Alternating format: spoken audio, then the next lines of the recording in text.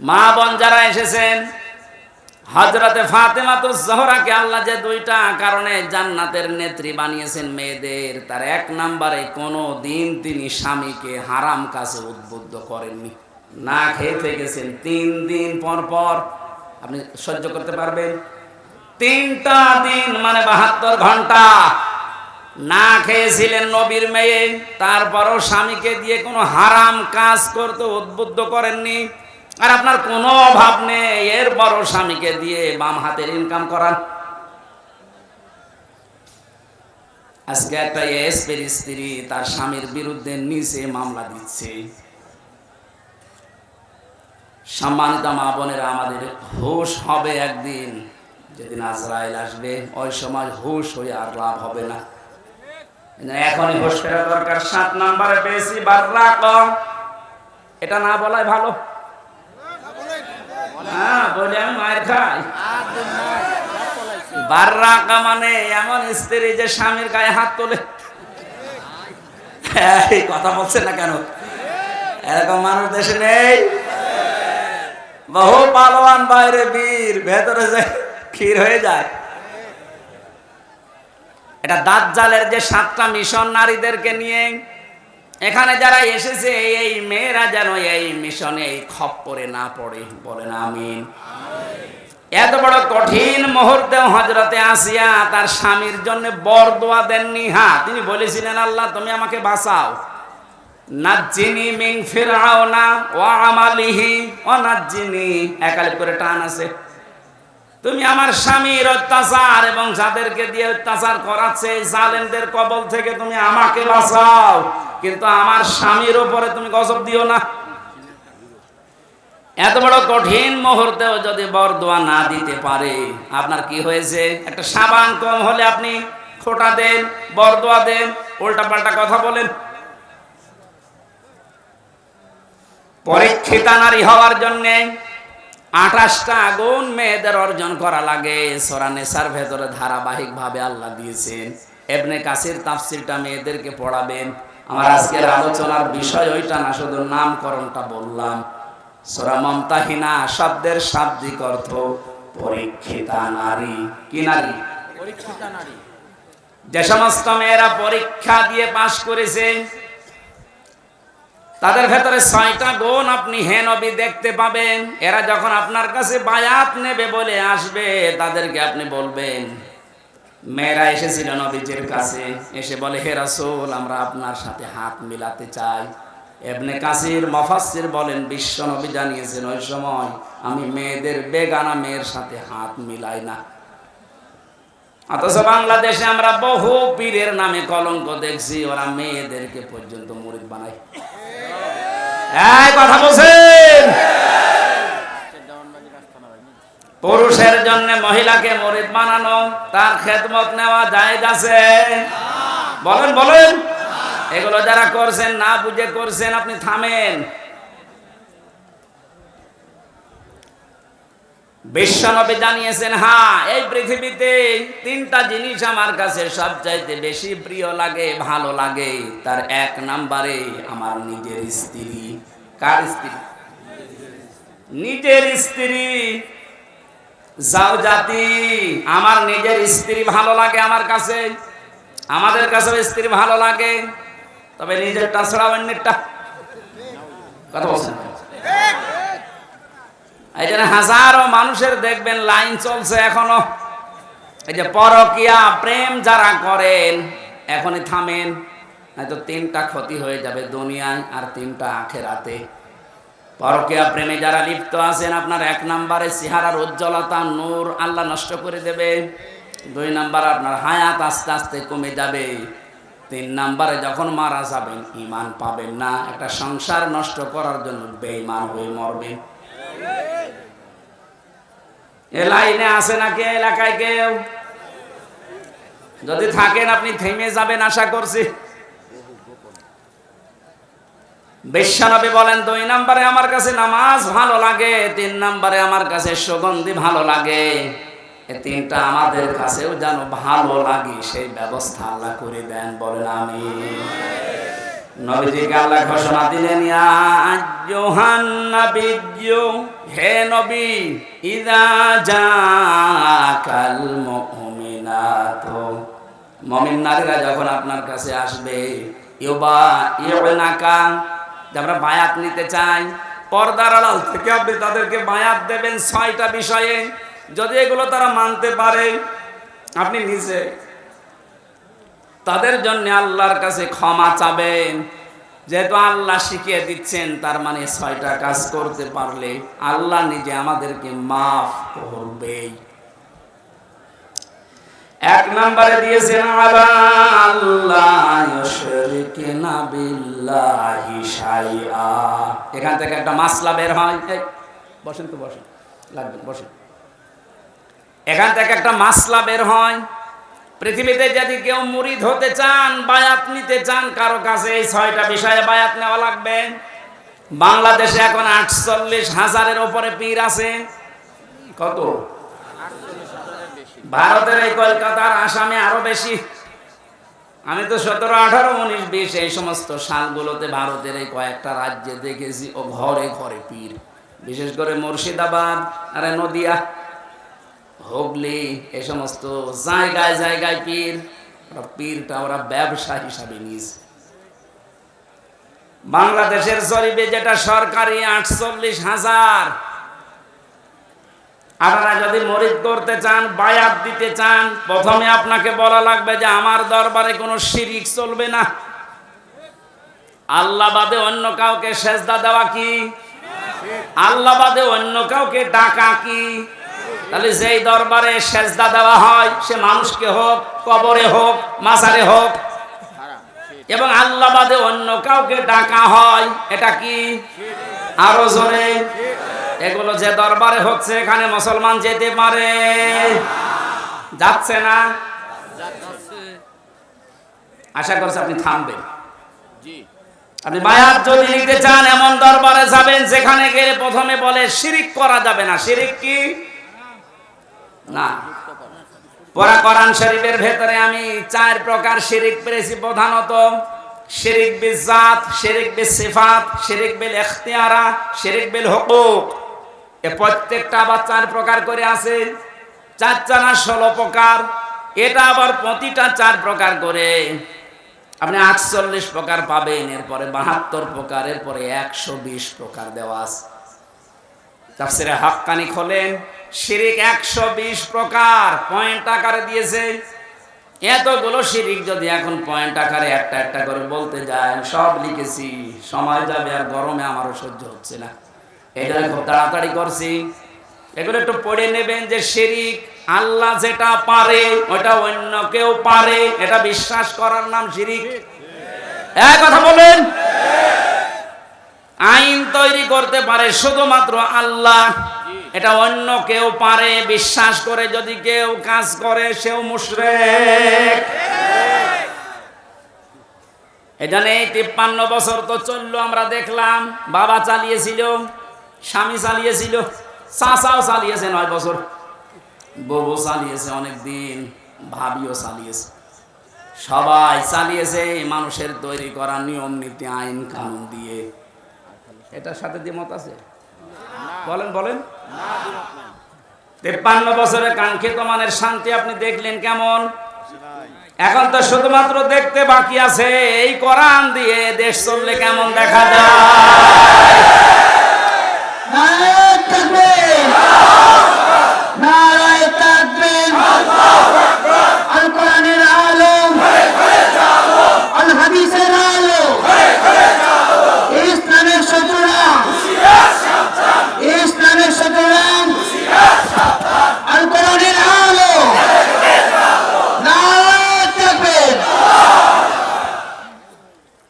আরে ভাই, আমরা তো দেখলাম যে 53 বছরে কি পারে কি পারে না, কেমন চলে। যেহেতু এটা বাকি আছে দেখতে, এটা একটু দেখা যায় না। দেখে তো আল্লাহর কোরআনের 500 আইন দিয়ে ইউনিয়ন থেকে শুরু করে সংসদ ভবন পর্যন্ত যদি চলে তো কেমন দেখা যায়। আল্লাহ জানিয়েছেন ওটা আমি মিনি জান্নাত বানিয়ে দেব। এটা যেহেতু চর্ম চোখে আমরা দেখে মরতে পারি, বলেন আমিন। খুব আশা আমার খুব আকাঙ্ক্ষা লাগে আল্লাহ কোরআন দিয়ে দেশ চললে কেমন দেখা যায় পৃথিবীতে আমরা দেখিনি। সৌদি আরবে দেখেছি কিন্তু 100 ভাগ না 70 ভাগ। তাই যে শান্তি পাওয়া যায় মাঝে মাঝে ওখানে, ওটা যদি 100 ভাগ হতো, 30 ভাগ বাকি আছে এখনো। আমাদের দেশটা যদি 100 ভাগ আল্লাহর আইন দিয়ে আমরা চালাতে পারি, আপনি দেখবেন পৃথিবী কেমন শান্তি, স্বস্তি, নিরাপত্তা ফিরে আসে। আজ মেয়েদেরকে অনেকে জুজুর ভয় দেখাচ্ছে, ইসলাম যদি চায় তোমাদেরকে ঘরবন্দি করে ফেলবে। এতদিন তো জালেমরা এটা বুঝাইতো, এখন অনেক মুনাফিকরা এটা বোঝানো আরম্ভ করেছে। সম্মানিতা মা বোনেরা, আমরা গ্যারান্টি দিতে পারি এই পৃথিবীতে নারীর যে মুক্তি বিশ্বনবী দেখিয়েছেন, ওটা আপনি দেখতে পাবেন। এখন দেখতে পাননি মনে করছেন মনে হয় ইসলাম ওই রকমই, আগে প্রতিষ্ঠিত হতে দেন। সুতরাং এই জুজুর ভয় যারা দেখাচ্ছেন, আপনারা জালেম একদিকে, আর একদিকে আপনারা মুনাফিক।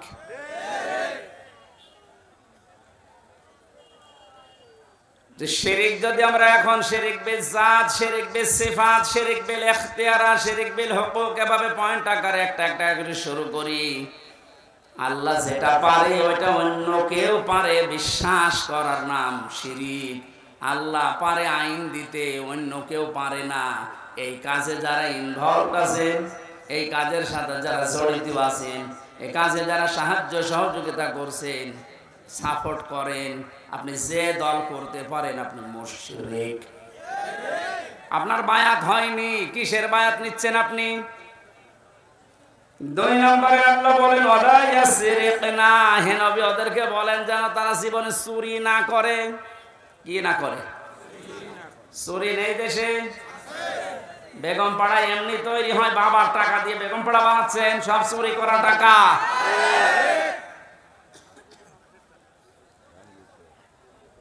এই যে প্রশাসনের উপরে যাদের রাগ আজ, আমি তো বাস্তবে দেখেছি ওদের সাথে মিশে, মাত্র কয়েকজন উপরে এই শয়তানরা এত কামানো কামিয়েছে, এত চুরি করেছে। এখন আর এই মানুষগুলো রাস্তায় বের হতে পারছে না ওদের কারণে। আজকেও কয়েকটা লাইভ দেখেছি, এসআই এবং এএসআই কনস্টেবল সাধারণ যারা ডাক দিয়ে বলছে আমাদের নিজেদের অপরাধের জন্য যদি শাস্তি দিতে চান আমাদের দেন।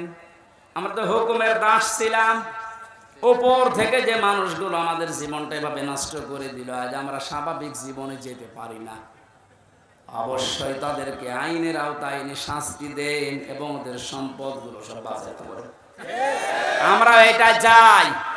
বিশেষ করে এই যে মনিরুল, আমি নাম ধরে বলছি কারণ আমি ছিলাম কাউন্টার টেররিজমের এই মনিরুল, আসাদুজ্জামান, ডিসি মান্নান, হারুন তো শেষ হয়ে গেল, যেই কয়টা আছে এদের সম্পদগুলো আজ নেন, কারণ এগুলো একটা এদের বাবার সম্পদ না, সবগুলো জনগণের সম্পদ।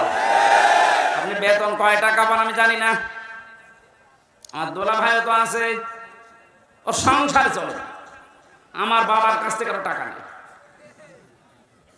যশোর থানায় আছে, সেও তো এসআই, কই তার তো বেতন চা, তার 2টা ছেলে মেয়ে নিয়ে সংসার চলতে চায় না, আমার বাবার কাছ থেকে টাকা নিয়ে চলা লাগে। তোমার বেতন নাই, তার চাইতে ডবল হইল না, হচ্ছে না। যে মানুষগুলো আছেন সাধারণ মানুষকে উল্টাপাল্টা ধারণা না করে, উপরে যাদের নির্দেশে এগুলো হয়েছে বা হচ্ছে, বিশেষ করে এই চুরিদারি, এই অবৈধভাবে ইনকাম করা, এদের টাকাগুলো সব এখন রাষ্ট্রের কোষাগারে জমা নেই। যদি না দেয়, ওদের বউ ছেলে মেয়ে যেগুলো হারাম খেয়ে খেয়ে মানুষ হয়েছে, ওগুলো রাষ্ট্রের কাজে লাগান, দরকার ওদেরকে বিক্রি করে টাকা নেই।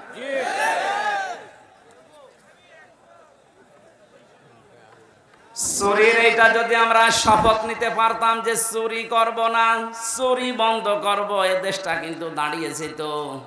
এক দরবেশে যদি এত টাকা চুরি করে থাকে, বাকি যারা দরবেশের ভান ধরিস, তাদের অবস্থা কি?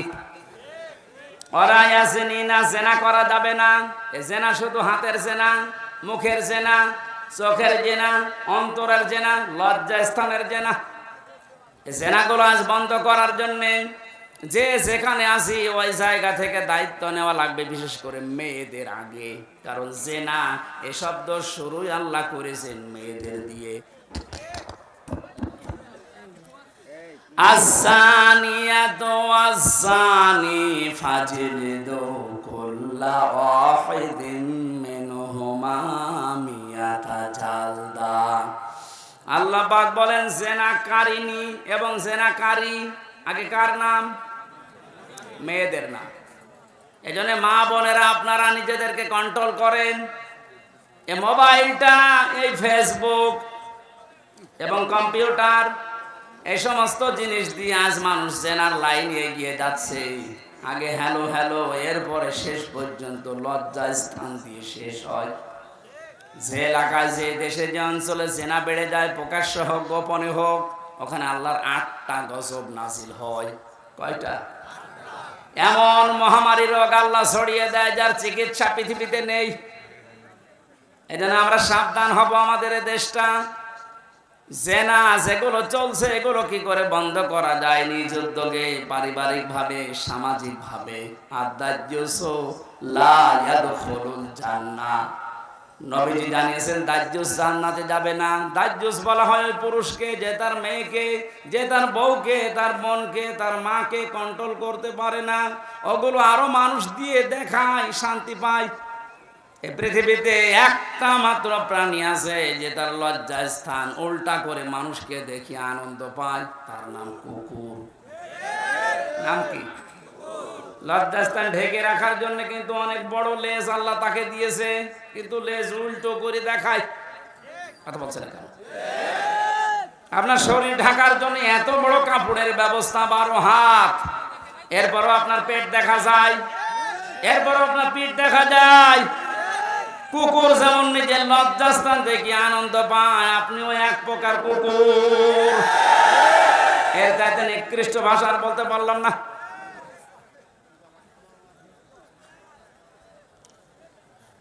আশা করছি আপনি থামবেন। একটা মহিলা যদি বেপরদা জেনা এই সমস্ত করার কারণে জাহান্নামী হয়ে যায়, কমপক্ষে 4 জন পুরুষ কিয়ামতের সঙ্গে নিয়ে যাবে। প্রথমে তার বাবাকে, এরপরে বড় ভাইকে, এরপরে স্বামীকে, এরপরে বড় ছেলেকে।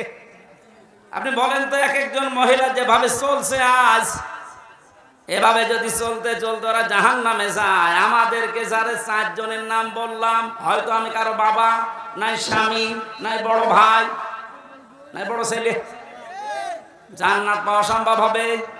এই জন্য কন্ট্রোল হয়। জেনার পরিবেশগুলো বন্ধ করা দরকার আস্তে আস্তে। আল্লাহ পাক বলেন ওয়ালা ইয়াকতুলনা ওয়ালাদাহুন্না, খাবারের ভয়ে সন্তানকে হত্যা করো না। এখানে কয়েকটা মাসলা বের হয়। আপনাদের মনে কষ্ট হয়ে যাচ্ছে নাকি? আমার তো কষ্ট হচ্ছে। আমার একটা ফ্যানের ব্যবস্থা যদি করতেন আগে থেকে, এই ঝামেলাটা হতো না। এখন ওইভাবে হয়, মানুষ একবারে একজন দাঁড়িয়ে দাঁড়িয়ে বাতাস দিবে। ওর জীবন না, ওরা বাতাস দিয়াবেন। ফ্যান দিলে পথর দিলে ভালো। ওয়ালা ইয়াতিনা বিবহতানি ইয়াফতারিনাহু বাইনা আইদিহিন্না, জেনে বসে কোনো মানুষ যেন একজনের উপরে অপবাদ চাপিয়ে না দেন। এই সিদ্ধান্ত নিয়ে, এই বায়াত নিয়ে আমার কাছে আজকে থেকে যান। এই গোনাটা বাংলাদেশ সহ বিশ্বে এখন বহু জায়গায় আরম্ভ হয়েছে। কিচ্ছু জানে না যে লোকটা, আন্দাজে তার উপর একটা অপবাদ দোষ চাপিয়ে তার জীবনটা ধ্বংস করে দেওয়া হচ্ছে। কথা বলে ঠিক কিনা? বহু ভুক্তভোগী মানুষকে আমি জেলখানায় পেয়েছি, একেবারে নিরপরাধ, কিচ্ছু জানে না ও বিষয়ে, আন্দাজে দোষটা চাপিয়ে তার সংসারও শেষ, তার জীবনটাও শেষ করে দিলেন। এই গুনাহ আপনি মাপ পাবেন না। অপবাদ দেওয়া থেকে আমাদের বিরত থাকা লাগবে। খুব মারাত্মক অপরাধ এটা, অপবাদ।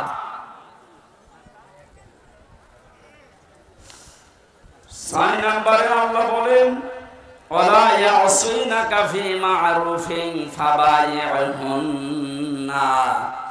কোন ভালো কাজ যদি আপনি আরম্ভ করেন, সেই কাজের বিরোধিতা যেন আপনার সাথে না করে। এই জন্য আমরা কোনো ভালো কাজে আঞ্জাম দিলে দল মত দেখা যাবে না, ওই কাজে আঞ্জাম দেওয়া লাগবে। আজকে কোরআন প্রচার হচ্ছে বিনা দ্বিধায় নির্দ্বিধায়, কোনো পারমিশন লাগছে, কোনো ঝামেলা আছে? এই ভালো কাজে আমাদেরকে সাহায্য সহযোগিতা করা যতটুকু পারা যায় এগিয়ে আসা লাগবে।